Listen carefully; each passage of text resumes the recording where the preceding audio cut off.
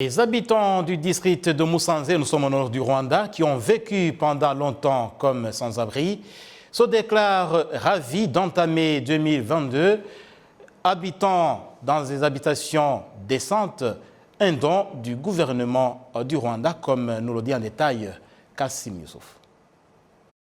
Masengesho Judith est une mère de 5 enfants et réside actuellement au village moderne de Kinigi.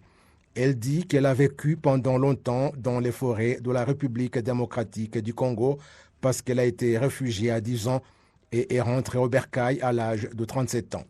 Elle en dit qu'au Congo, on leur disait que celui qui rentrait au Rwanda était massacré, mais qu'elle a trouvé que c'est du pur mensonge.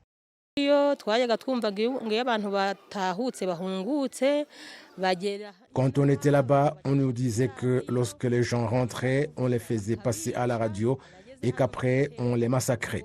J'avais peur lorsque je suis arrivé ici et je ne parvenais pas à accepter cette situation. Je passais 1, 2 et 3 mois et rien ne s'était pas passé. Le gouvernement rwandais et les instances de base nous ont approchés pour s'enquérir de notre situation afin de trouver des solutions à nos problèmes. J'ai senti alors que je suis dans mon pays et que le gouvernement s'occupe de tous les Rwandais, et c'est alors que j'ai commencé à me sentir sereine. Lorsqu'elle est arrivée au Rwanda, elle n'a trouvé aucun proche et c'est alors que les instances de base ont loué pour elle une maison tout en lui promettant un logement décent.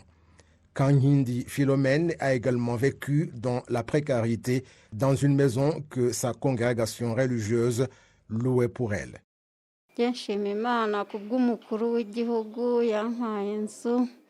Je loue le Seigneur parce que le chef de l'État m'a donné un logement.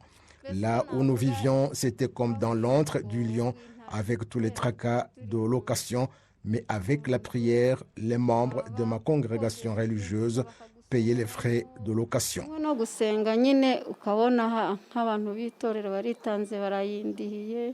Masengesho et sa voisine Kankindi Philomène sont actuellement heureuses que l'année 2021 s'est achevée et que 2022 a débuté alors qu'elles ont un logement. Au Congo, il arrivait que l'année s'achève alors que rien ne va et qu'on fouillait n'importe comment, mais maintenant je suis heureuse et je remercie le gouvernement rwandais pour sa bienveillante attention et je n'ai pas de problème. Je remercie notre président, son Excellence Paul Kagame, qui se soucie du sort des Rwandais et qui m'a donné où vivre et qu'avec mes enfants, nous n'avons pas de problème. Je remercie Dieu que je ne dors plus ailleurs et loin de la pluie. Vivre dans une maison pareille, je trouve du sommeil et c'est pourquoi je prends du poids par rapport à ma situation antérieure.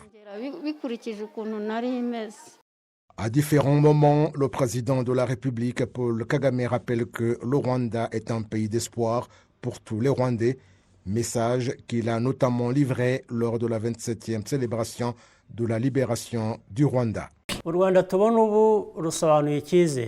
Le Rwanda que nous voyons aujourd'hui signifie l'espoir.